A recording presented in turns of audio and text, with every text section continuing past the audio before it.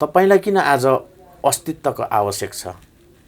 किन अस्तित्व पहिचानसँगै तपाईँको चाहिँ यो देशमा स्थापित हुन आवश्यक छ? किन युवा जगत आज चाहिँ एक भएर एकीकृत भएर अगाडि बढ्न चाहिँ आवश्यक छ?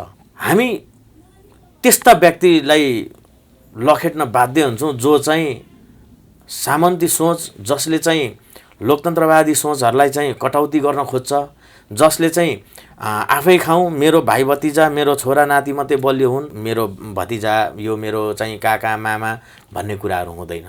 त्यहाँ चाहिँ एउटा ट्यालेन्टेड व्यक्तिहरू प्रतिस्पर्धाको आधारमा चाहिँ त्यहाँनिर के गरिन्छ त, राज्यले चाहिँ त्यसलाई के गर्छ त, त्यो युवाहरूलाई चाहिँ त्यहाँ लगेर चाहिँ एउटा राष्ट्रको गहना हो भनेर उसलाई चाहिँ सम्मान साथले चाहिँ उसको ज्ञानलाई चाहिँ यो राष्ट्रले चाहिँ सम्मान गरेर अगाडि बढाएर लिएर जान्छ। युवाहरूलाई स्वरोजगार अभियानमा लाउँछौँ र यो देशको युवाहरूको श्रम यही देशमा सञ्चालन हुनुपर्छ, शिक्षा यही देशमा सञ्चालन हुनुपर्छ, होइन?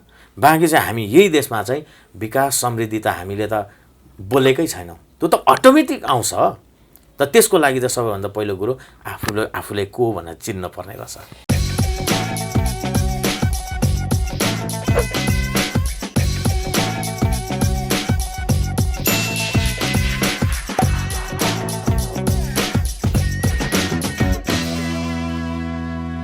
नमस्कार आदरणीय दर्शकबिन, जति एमबी मिडिया एचडी र mbखबर.com-लाई एकैसाथ हेरिरहनु भएको छ, म यहाँलाई स्वागत गर्न चाहन्छु। सदा चाहिँ म मक्कल राई र आज हाम्रो पर्दामा हुनुहुन्छ, हाम्रो फ्रेममा हुनुहुन्छ युवा सङ्गठन प्रमुख अमित याख्खाजी हुनुहुन्छ।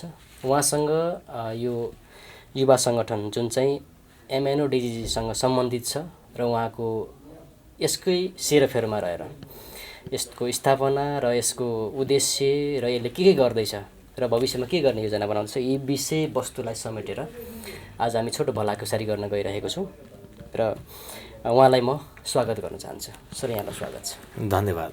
आराम हुनुहुन्छ? एकदम ठिक छ। यो युवा भनिसकेपछि नाम त काफी नै छ। हजुर। अनि MNODG यो सबैले एकदमै दर्शक श्रोताहरूलाई एकदमै नोटिस भएको सङ्गठन हुनुहुन्छ र यहाँ चाहिँ युवा सङ्गठनलाई चाहिँ एउटा प्रतिनिधित्व गरिराख्नु भएको छ, प्रमुख हुनुहुन्छ। हजुर। यसले के गर्दैछ त्यहाँदेखि सुरु गरौँ आजको बहसलाई।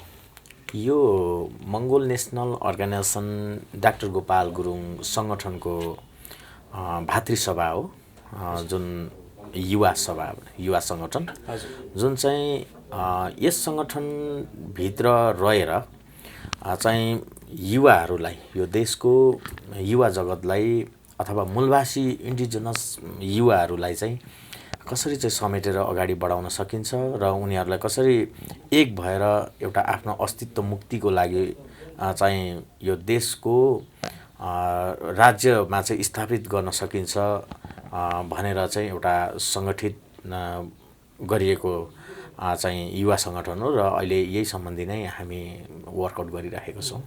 अनि यहाँले भन्नुपर्दाखेरि चाहिँ के गर्दै हुनुहुन्छ? अहिले हाम्रो चाहिँ युवा सङ्गठनको चाहिँ धेरै अब सङ्गठन विस्तारको क्रमहरू छ र युवा सङ्गठन विस्तार सँगसँगै अब युवा जगतलाई चाहिँ कसरी अब चाहिँ एउटा फाइनेन्सियल पार्टहरूलाई चाहिँ कसरी अगाडि बढाउन सकिन्छ, होइन? र चाहिँ स्वरोजगार भनेको के हो, किन आफ्नै देशमा चाहिँ मूलवासी युवाहरू चाहिँ बसेर चाहिँ एउटा स्वरोजगारको अभियानमा लाग्नुपर्छ भन्ने सम्बन्धी चाहिँ एउटा हामीले जनचेतना कार्यक्रमहरू पनि लिएर अगाडि बढाउँदैछौँ र हरेक कार्यक्रममा हामी त्यो सम्बन्धीका नीतिगत कुराहरू चाहिँ हामी अहिले सेयरिङ गर्दै अगाडि बढिरहेको छौँ। पार्टीमा चाहिँ जसरी कसरी पार्टीलाई चाहिँ हेल्प गरिराख्नु भएको छ सङ्गठनहरू? हाम्रो सङ्गठनको त अब युवा सङ्गठन भनेको त अब हामी एज हामी सबै कार्यकर्ता नै हौँ, होइन? कार्यकर्तै हुन्छौँ, तर सङ्गठनको नीति सिद्धान्त बमोजिम हामीले सङ्गठनले दिएको जिम्मेवारीलाई चाहिँ हामी सदैव अक्षरशः पालना गर्दै अगाडि बढिरहेको छौँ र मेरो नेतृत्वका साथीहरूले, सहयोद्धा मित्रहरूले त्यही अनुसारले मेरै चाहिँ अन्डर अनुसारले अथवा मेरै चाहिँ नेतृत्वले गरेको कामहरू चाहिँ अहिले सङ्गठनको निर्देशन अनुसारले काम चलिरहेको छ। भावी योजनाहरू चाहिँ के छन् त्यो यो कुरालाई पनि अहिले समेटिहालौँ। भावी योजनाहरू भनेको अघि मैले भने अलिकति कुरा खुलाएँ। भावी योजना भनेको चाहिँ यो देशको इन्डिजिनस युथहरू चाहिँ एउटा बेरोजगारी अवस्थामा भइरहेको छ, शिक्षाको कमीहरू भइरहेको छ हैन, कुलतमा फँसिरहेको छ। हरेक चिजमा चाहिँ इन्डिजिनस युथहरू चाहिँ धेरै चाहिँ ब्याक भइरहेको छ। अब यस्तो कुराहरूलाई चाहिँ हामीले एउटा सबै कुरालाई चाहिँ एउटा सबै कुरा खुलाउनुपर्छ हैन, र कुलतमा फस्न दिनु हुँदैन हाम्रो इन्डिजिनस युवाहरूलाई। र चाहिँ एउटा चाहिँ स्वरोजगार अभियान लगाउनुपर्छ। अनि त्यस समाजमा चाहिँ एउटा समाजवादको कुराहरूबाट चाहिँ अगाडि बढाएर लिएर जानुपर्छ, जुन चाहिँ युवा जगतले अबको इन्डिजिनस युथहरू, मूलवासी युवाहरू चाहिँ अब यो देशको चाहिँ एउटा गहनाको रूपमा आउनुपर्छ भन्ने हिसाबले चाहिँ हामी त्यही विषयमा चाहिँ अहिले अगाडि बढिरहेको छौँ। छोटो शब्दमा भन्नुपर्दाखेरि चाहिँ यहाँले जस्तो युवा सङ्गति विभिन्न पार्टीहरू, यो पनि हुन त यो अर्गनाइजेसन हो होइन, जुन तपाईँहरूले नेतृत्व गरिराख्नु भएको छ, जुनमा हजुरहरू हुनुहुन्छ। हजुर। अनि जस्तो अरू विभिन्न पार्टीमा पनि छन् युवाका त्यसका भनौँ त्यसको सङ्गठनहरू, भातृ सङ्गठनहरू। हजुर। उनीहरूभन्दा चाहिँ तपाईँहरू के फरक, तपाईँहरूको चाहिँ के छ फरकता चाहिँ? हाम्रो नित्यन्तै फरक छ, किनभने म यो अर्गनाइजेसनमा आउनुभन्दा अगाडि मैले अरू युवा सङ्गठनका, पार्टीका युवा सङ्गठनका धेरै कुराहरूको मैले अनुभव बटुलिसकेको छु। मैले धेरै कुराहरू देखेको छु। त्यहाँको जिम्मेवारी व्यक्ति भएर काम नगरे तापनि त्यहाँको गर्ने तरिका, तरतिबहरू र त्यहाँको युवाहरूलाई सञ्चालन गर्ने तरिकाहरू, त्यो सबै मैले अनुभव गरेको छु स्वयं तल बसेर। त्यसले गर्दाखेरि हाम्रो चाहिँ अर्गनाइजेसनको भातृ सङ्गठनले चाहिँ त्यो तरिकाले परिचालन गर्दैन। किन भन्दाखेरि सबैभन्दा पहिलो कुरो, युवा जगतलाई हामीले हाम्रो सङ्गठनमा ल्याइसके पछाडि हु आर यु, पहिला तपाईँ को त्यो चिन्नुहोस्, त्यो चिनाउनुहुन्छ होइन। तपाईँ त्यो चिन्नुहोस्, तपाईँलाई किन आज अस्तित्वको आवश्यक छ, किन अस्तित्व पहिचानसँगै तपाईँको चाहिँ यो देशमा स्थापित हुन आवश्यक छ, किन युवा जगत आज चाहिँ एक भएर एकीकृत भएर अगाडि बढ्न चाहिँ आवश्यक छ, त्यो कुराहरू पहिला हामी खुलाउँछौँ उहाँहरूलाई, त्यो कुराको शिक्षाहरू दिन्छौँ। त्यस पछाडि अनि हाम्रो चाहिँ तरतिबार कामहरू अगाडि बढ्छ। जस्तो यहाँ धेरैको प्रश्न हाम्रो श्रोता दर्शकहरूको हुनसक्छ। हजुर। यहाँहरूले चाहिँ एउटा केही मूलवासीलाई मात्रै, त्योभन्दा नेपालमा अरू पनि धेरै जनसङ्ख्या छन्। अनि जस्तो तपाईँ अब पछि गएर तपाईँहरूले देशलाई नेतृत्व गर्नुपर्छ, त्यो गर्दै गर्दा तपाईँले चाहिँ अहिले तपाईँले जुन आफ्नो मूलवासीलाई मात्रै लिड गरिराख्नु भएको छ नि त, तपाईँको पार्टीको शीर्षकै त्यसो त भनेपछि पछि गएर तपाईँले त्यो व्यक्तिहरूलाई चाहिँ कसरी चाहिँ कन्भिन्स गर्नुहुन्छ? पछि तपाईँ नेतृत्व भएको छ त उनीहरूलाई पनि तपाईँले समेट्नुपर्छ। यो अर्गनाइजेसनले गरेको राजनीतिक र अर्गनाइजेसनले भोलि ल्याएको मङ्गोल राष्ट्रवादको काम कर्तव्यहरू फरक पर्छन्। अहिले हामीले अर्गनाइजेसनलाई चाहिँ जोड दिएर कसरी हुन्छ अर्गनाइजेसनमा चाहिँ हाम्रो मास बढाउने, कसरी हाम्रो अर्गनाइजेसनले चाहिँ तरतिबार तरिकाले चाहिँ यो देशमा मङ्गोल राष्ट्रवाद कायम गर्ने भन्ने कुराहरू जान्छ। त्यस पछाडि मङ्गोल राष्ट्रवाद कायम भइसके पछाडि यो देशमा युवा जगत मात्रै नभएर यो देशको सम्पूर्ण नेपालीहरू, चाहे त्यो आर्य होस् होइन, यानि कि छेत्री बाहुन किन नहोस्, चाहे चाहिँ मङ्गोल भने त्यो चाहिँ मङ्गोल राष्ट्रवादमा आएर त्यो नीति लागू हुँदैन। धेरैको बुझाइ चाहिँ के छ भने मङ्गोलहरूले यदि चाहिँ पछि गएर लिड गर्नु पायो भने चाहिँ छेत्री बाहुनलाई खेद्छ भन्ने प्रकारको पनि कुरा छ नि। हामी ह्युमन राइट्सको चाहिँ सबैभन्दा पहिलो असली ह्युमन राइटको चाहिँ आफ्नो राइट सम्बन्धी काम गर्नुपर्छ भनेर चाहिँ हामीले ओकलत गर्दै आएको छौँ। राइटको कुरामा लखेट्नुपर्छ भन्ने नै अपोजिट वर्ड्स हो। त्यसले गर्दाखेरि हामी त्यस्ता व्यक्तिलाई लखेट्न बाध्य हुन्छौँ जो चाहिँ सामन्ती सोच, जसले चाहिँ लोकतन्त्रवादी सोचहरूलाई चाहिँ कटौती गर्न खोज्छ, जसले चाहिँ आफै खाउँ, मेरो भाइ भतिजा मेरो छोरा नाति मात्रै बलियो हुन्, बाहिर चाहिँ चाहे त्यो छेत्री बाहुन नै किन नहोस् तर तिनीहरू चाहिँ मरेर जाउन्, तिनीहरूको चाहिँ हामीले हेर्नु हुँदैन भन्ने जुन आजका शासक यानि कि बाहुनवादको नीतिमा त्यो कुराहरू छन् नि हो। यस्तो कुराहरूलाई चाहिँ हामीले यसको चाहिँ पराकाष्ठै भयो अथवा अराजकै भयो भने चाहिँ त्यो चाहिँ भोलिको समयले देखाउँछ। तर अहिले हाम्रो सङ्गठनले अथवा सङ्गठनको नीतिले गर्ने भनेको नै हामीले पहिला राइटको लागि बोल्नुपर्छ।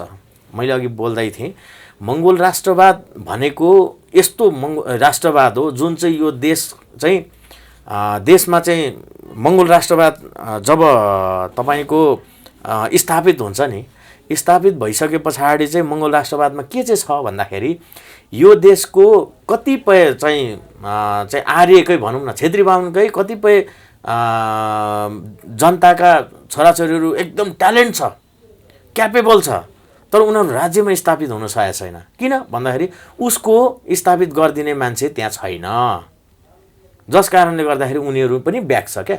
यो देशको बाहुनवादी नीतिमा लागू गर्ने सत्ताधारीकै चाहिँ असरमा परेको छन् त्यस्ता चाहिँ छेत्री बाहुन साथीहरू नै। तर मङ्गोल राष्ट्रवाद कायम भइसके पछाडि चाहिँ यहाँनिर भाइचारा, यो मेरो भतिजा, यो मेरो चाहिँ काका मामा भन्ने कुराहरू हुँदैन। त्यहाँ चाहिँ एउटा ट्यालेन्टेड व्यक्तिहरू प्रतिस्पर्धाको आधारमा चाहिँ त्यहाँनिर के गरिन्छ त, राज्यले चाहिँ त्यसलाई के गर्छ त, त्यो युवाहरूलाई चाहिँ त्यहाँ लगेर चाहिँ एउटा राष्ट्रको गहना हो भनेर उसलाई चाहिँ सम्मान साथले चाहिँ उसको ज्ञानलाई चाहिँ यो राष्ट्रले चाहिँ सम्मान गरेर अगाडि बढाएर लिएर जान्छ। त्यहाँ चाहिँ छेत्री बाहुनको छोराछोरी किन नहोस्, चाहे मङ्गोलको छोराछोरी किन नहोस्, क्यापेबल व्यक्तिलाई मात्रै त्यहाँ चाहिँ छानिन्छ। त्यहाँ चाहिँ मामा काका छोराको भाइ भतिजा भनेर हेरिँदैन। यो कुरा गर्दै गर्दाखेरि जस्तो जो चाहिँ अमूलवासीहरू भनौँ अथवा मूलवासी जस मङ्गोल भनिरहन्छ त्योभन्दा बाहिरको आर्यहरू भनौँ, उहाँहरूले चाहिँ अहिलेको मूलवासीहरू पछि पर्नुमा चाहिँ उनीहरू अयोग्य भएर त्यो खालको चाहिँ उनीहरूसँग चाहिँ एउटा योग्यता नभएको कारणले गर्दाखेरि पछि छन् भनेर पनि भन्छ नि। त्यसलाई तपाईँले कसरी यो हेरिराख्नु भएको छ? सबैभन्दा पहिलो कुरो एउटा उनीहरूले भनेको त्यो कुराहरूलाई पनि कता कता मेल खाएको देखिन्छ। यदि हामीलाई पनि राणाहरूले 104 वर्षसम्म हाम्रा चाहिँ पुर्खाहरूलाई शिक्षा दीक्षाबाट कमी गरिदिएको थियो भने हामी त्यो कुरा उहाँहरूलाई अवसर दिने थिएनौँ त्यो भन्न। त बिचमा चाहिँ 2020 सालदेखि जब यता हाम्रो चाहिँ मान्छेहरूले, हाम्रो पुर्खाहरूले नि पढ्न लेख्न पठन पाठन गर्न पाए नि, त्यस पछाडि शिक्षाको कम्पिटिसन गर्दाखेरि हाम्रो मान्छेहरू के अयोग्य छन्? अयोग्य भएर त्यो ठाउँमा नपुग्या हो न? मेरो कुरा त्यहाँ छ। तपाईलाई म के भन्न चाहन्छु भन्दाखेरि हामीलाई विभेद यस्तो छ क्या, शिक्षा विभेद यति छ, शिक्षामा हाम्रै बारेमा पढ्न पाइँदैन। एउटा कुरो त्यहाँनिर छ। दोस्रो कुरो, शिक्षा जगतले शिक्षा त्यहाँबाट पनि राम्रो पठन पाठन गरेर एउटा योग्य बनाएर चाहिँ एउटा वैज्ञानिक भएका चाहिँ डाक्टर महावीर पुन जस्ता व्यक्तिलाई आज पनि राज्यले 1 रुपैयाँ संरक्षण गरेका छैन। तर अब यही कुरा चाहिँ हामीले चाहिँ झलनाथ खनाललाई हेर्न सक्यौँ भने उहाँले त त्यो सर्पपालन गरेर चाहिँ करोडौँ अरबौँ पैसा चाहिँ इस्यु गर्नुभएको छ। के त्यो हाम्रो मान्छेमा चाहिँ क्यापेबल नभएर हो? तपाईँले चितवनमा गएर हेर्न सक्नुहुन्छ। एकजना सरोज प्रजा भन्ने व्यक्ति हुनुहुन्छ, चेपाङको छोरा हो उहाँ। त्यो चेपाङको छोराले जबकि त्यो राप्तीको माथि चाहिँ के अरे हेलिकप्टर चाहिँ आफैले बनाएर गुटुटुटु उडाएर देखाइदिएको छ। त्यो मान्छेले चाहिँ तपाईँको प्याराग्लाइडिङ प्यारामोटरहरू बनाएर देखाइदिएको छ। राज्यले आज त्यो मान्छेहरूलाई किन चाहिँ एउटा सम्पत्तिको रूपमा लिन सकेको छैन? कि क्यापेबल नभएर हो त्यस्ता व्यक्तिहरू? झापामा लिम्बू छ जो चाहिँ के अरे ब्याट्रीबाट मोटरसाइकलहरू बनाइदिनेहरू छन्, कारहरू बनाइदिने छन्, रोबोट बनाउनेहरू छन्। मैले भन्नु खोजेको शिक्षा जगतमा आज पनि आर्य र मङ्गोलको युवाहरूले शिक्षा जगतमा कम्पिटिसन गराउने हो भने 50% पनि आउँदैन आर्यहरू। त्यो किन भन्दाखेरि हाम्रो मान्छेलाई लुकाइएको छ, जो क्यापेबल व्यक्तिहरूलाई।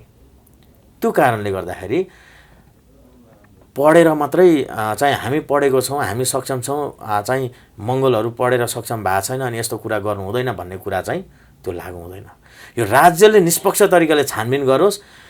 मङ्गोल युवाहरूले जति शिक्षा जगतमा अगाडि आएको छ त्यसको 50% मात्रै पनि भइदियो भने म यही मिडियामा भनिदिन्छु, मलाई अनि के गर्नुपर्छ गरेर देखाउनुहोस्। जस्तो यहाँ एउटा जुन तरिकाले चाहिँ एउटा मूलवासीलाई चाहिँ हामी एउटा अधिकार दिलाउँछौँ अनि हामी चाहिँ राज गर्छौँ अथवा हामी चाहिँ त्यो निकायमा पुग्छौँ, हामी चाहिँ एउटा राज्यको एउटा माथिल्लो तहमा पुगेर चाहिँ हामी समान नीति दिइराख्छौँ दिनेछौँ भनेर चाहिँ जुन तरिकाले लागिराख्नु भएको छ। हजुर, तपाईँलाई कस्तो लाग्छ यो चाहिँ यसले कति समय लिएला अथवा कहिले चाहिँ पुरा होला अथवा नहोला? यो जुन तपाईँले यतिसम्म गर्दै अहिलेसम्म आउँदाखेरि चाहिँ के देख्नु भएको छ? अन्त एउटा युवा पनि हुनुहुन्छ होइन, अब युवाहरूको भविष्य, युवाहरूलाई कसरी परिचालन गरेर चाहिँ पछि के हुन्छ भन्ने चाहिँ प्रकारको चाहिँ यहाँको होइन। यो तपाईँको सबैभन्दा पहिलो कुरो राज्यले अहिले परिवर्तनको कुरा मागेको छ। हेर्नुहोस् होइन, किन भन्दाखेरि यो अहिलेको माहौल, यो जुन अहिलेको राज्यको नीति जुन हामी चाहिँ एउटा ट्याग लगाइदिएको छौँ बाहुनवाद भनेर, यो चाहिँ तपाईँको 450 वर्ष अगावैदेखि नै चाहिँ स्थापित भएको एउटै नीतिले, एउटै दिमागले हरेक कुराहरू बनाएको छ ताकि हरेक कालखण्डमा जो चाहिँ शासक भए पनि उनीहरूको नीति चाहिँ एउटै छ। इभन अहिले 2072देखि 2062-63 भन्दा यता आएदेखि जब देशमा लोकतन्त्र गणतन्त्रको चाहिँ स्थापना भयो होइन, जहाँ चाहिँ लोकतन्त्रवादीको राष्ट्र हुनुपर्छ भनेर चाहिँ जनताको माग भएर अहिले यहाँ आउँदा पनि त्यो टाउके चाहिँ फेरि को छ त? त्यही सत्ताधारी आर्य नै छ। हिजो लोकतन्त्र आउनु भनेको बैलगाडा चढ्नु हो, बैलगाडा चढेर अमेरिका जानु हो भन्ने व्याख्या गर्ने मान्छे आज त्यही लोकतन्त्रवादी राष्ट्रको प्रधानमन्त्री हुनुहुन्छ भनेपछि देश मङ्की ह्यान्ड्स कोकोनट भने जस्तो भएको छ कि छैन? छ नि त।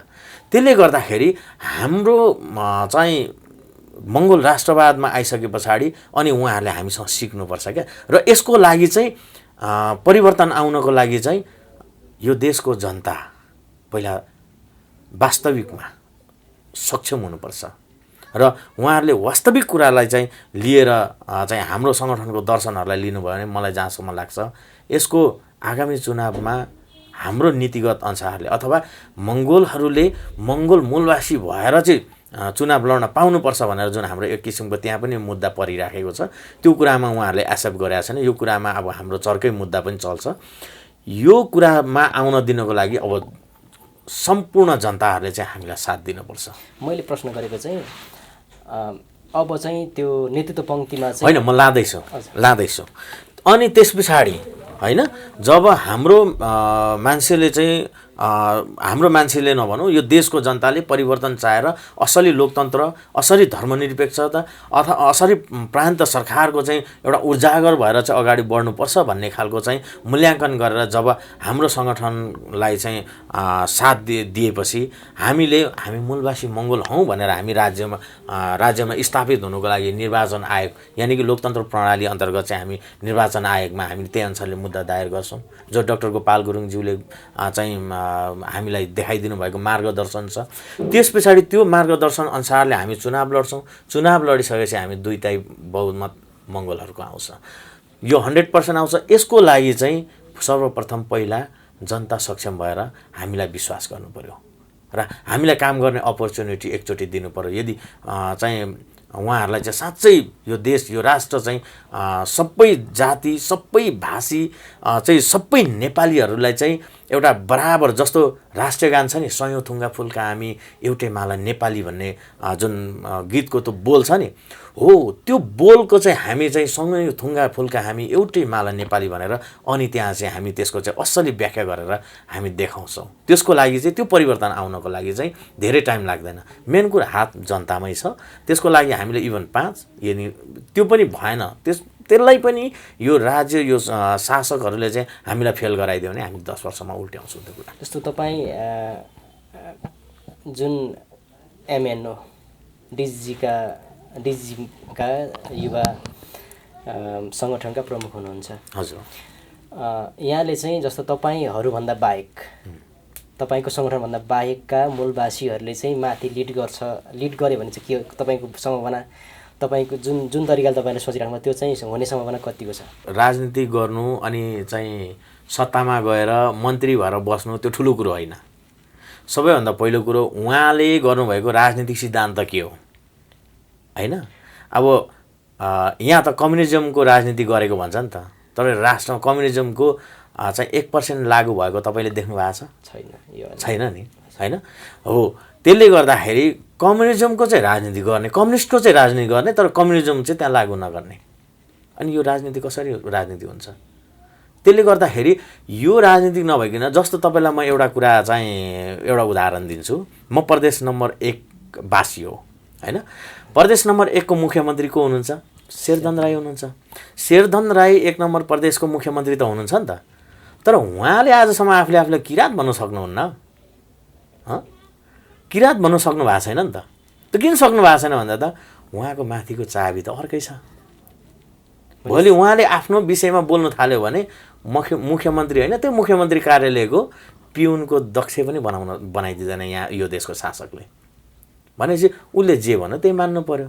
अनि हाम्रो 1-2 जना मान्छेलाई चाहिँ 2-4 वटा ठाउँ दिँदैमा यो देशको चाहिँ 2,40,00,000 मूलवासीहरूको चाहिँ के अरे मूलवासीहरूलाई चाहिँ समृद्धि आउँछ र आउँदैन नि? मूलवासीहरूको चाहिँ भविष्य चाहिँ केलाइदिएको छ र छैन नि त? यदि केलाई नै दिएको थियो भने पनि आज किन चाहिँ अर्काको देशमा ताकेर चाहिँ युवाहरूले पैसा रेमिटेन्स गरेर चाहिँ घर खर्चहरू टार्नु परिरहेको छ? यो राज्यले के गरेको छ? अन्य अदर कन्ट्रीको तपाईँले अलिकति मूल्याङ्कन गर्नुहोस् त। त्यो देशको राष्ट्रको जिम्मेवारी हुन्छ त्यो युवाहरूलाई चाहिँ काम गराउने, अथवा चाहिँ त्यो देशको युवाहरूलाई चाहिँ उनीहरूले टोटली इन्सुरेन्स गरे हुन्छ। काम पनि गराउने, पैसा पनि दिने, सम्पूर्ण कुराहरू श्रम पनि लिने, ज्ञान पनि दिने, सबै कुरा दक्ष बनाएर त्यो युवाहरूलाई चाहिँ त्यसरी सञ्चालन गरेको हुन्छ। इभन उसलाई बिरामी भएर ऊ एक दिन चाहिँ उसको अफिसमा काम गर्न गएन भने त्यहाँनिर चाहिँ डक्टर जान्छ उसको घरमा, अदर कन्ट्री डेभलपमेन्ट कन्ट्रीहरूतिर। तर हाम्रो देशमा युवाहरू त एउटा चाहिँ गल्ली गल्लीमा कुदेको एउटा कुकुर सरा पनि मान्दैन यो देशको शासकहरूले। त्यो नीति छैन क्या। र त्यो कुरो चाहिँ भोलि हाम्रो मङ्गल राष्ट्रवादमा हामी त्यसको नीतिगत कुराहरू लागू गर्छौँ। त्यो कसरी भन्दाखेरि हामी युवाहरूलाई स्वरोजगार अभियानमा लाउँछौँ र यो देशको युवाहरूको श्रम यही देशमा सञ्चालन हुनुपर्छ, शिक्षा यही देशमा सञ्चालन हुनुपर्छ होइन। बाँकी चाहिँ हामी यही देशमा चाहिँ विकास समृद्धि त हामीले त बोलेकै छैनौँ, त्यो त अटोमेटिक आउँछ। त त्यसको लागि त सबैभन्दा पहिलो कुरो आफूले को भनेर चिन्न पर्ने रहेछ। अन्त्यतिर हामी आइसकेको छौँ। अन्त्यमा भनिदिनुहोस्, अब चाहिँ यो चाहिँ कति वर्षमा ठ्याक्कै तपाईँले नम्बरमै भन्नुपर्दाखेरि चाहिँ कहिलेसम्म चाहिँ तपाईँहरूको यो भिजनहरूले चाहिँ मूर्त रूप लिला? विदिन अब हाम्रो मूर्त रूपै लिने त अब हामीले 10 वर्षको चाहिँ एउटा स्किम योजना बनाएका छौँ। तर हामीले चाहिँ अझ म चाहिँ अलिकति युवा सङ्गठनको हिसाबले बोल्नु पर्दाखेरि चाहिँ म चाहिँ हाम्रो सङ्गठन प्रमुखजीहरूलाई भन्छु 10 वर्षको टार्गेट किन राख्ने? अब 5 वर्षको टार्गेट राख्नुपर्छ। हामी त्यसरी अगाडि बढ्नुपर्छ। हामी केमा कम छ? हामी चाहिँ यसको लागि चाहिँ हरेक भोलि राज्यले हामीलाई के माग्छ त्यो अनुसारले चाहिँ हामी अगाडि बढ्न तयार हुनुपर्छ भनेर चाहिँ कुरा राखेको छु। तर हामीले चाहिँ अब माथि चाहिँ अब सर्वोच्चका नीतिगत अनुसार चाहिँ अब लगभग हाम्रो चाहिँ पहिलो फेज भनेको अब यो आउने चुनावलाई टार्गेट गरेका छौँ। त्यस पछाडि अर्को चुनावसम्म चाहिँ लगभग हामीले मङ्गोल राष्ट्रवादको लागि चाहिँ सम्पूर्ण नेपालीहरू चाहिँ अब तयार हुनुपर्छ भन्ने चाहिँ म भन्न चाहन्छु। हस्, यहाँको समयको लागि धेरै धेरै धन्यवाद। एकदम यो मिडियालाई पनि चाहिँ एकदमै यो न्युज हेरेर र यो मिडियालाई पनि धेरै चाहिँ सबैजनाले माया गरिदिनु होला, सब्सक्राइब गरिदिनु होला। र मिडिया भनेको चाहिँ एउटा यस्तो अङ्ग हो जुन चाहिँ एउटा सानो सानो कुराहरूलाई पनि चाहिँ एउटा संसारभरि फैलाउने भन्ने चिनिन्छ। तपाईँहरूलाई पनि म शुभकामना दिन्छु। मिडिया चाहिँ एउटा पङ्क्तिको मात्रै पक्षमा एउटा पक्षमा मात्रै नआउनु होला होइन सबै कुरालाई अगाडि ल्याउनु होला राम्रा नराम्रा कुराहरू चाहिँ कुनै राम्रो मात्रै देखाउँ नराम्रो लुकाउँ भन्ने पनि हुन्छ नि त अब यहाँ मिडिया भनेपछि सबै चाहिँ प्रायः जसो हामीलाई थाहा छ को कहाँबाट प्रभावित हुन्छ भन्ने कुरा त्यसले गर्दा यहाँहरूसँग चाहिँ म त्यो पनि आग्रह गर्छु र यहाँहरूको चाहिँ निष्पक्ष होस् होइन र हाम्रो अपोजिट भेटमा आज मेरो इन्टरभ्यू लिनुभएको छ र यहाँहरू मिडिया टिमलाई पनि यो एमबी खबरलाई पनि धेरै धेरै धन्यवाद दिन चाहन्छु र सम्पूर्ण मूलवासी मङ्गोल गैर मङ्गोल सबैजनालाई चाहिँ अमित याखा होइन एमएनओ डिजिजी सङ्घीय युवा प्रमुखको तर्फबाट जय मङ्गोल साथै चाहिँ सेवा र सेवा भन्न चाहन्छु थ्याङ्क यू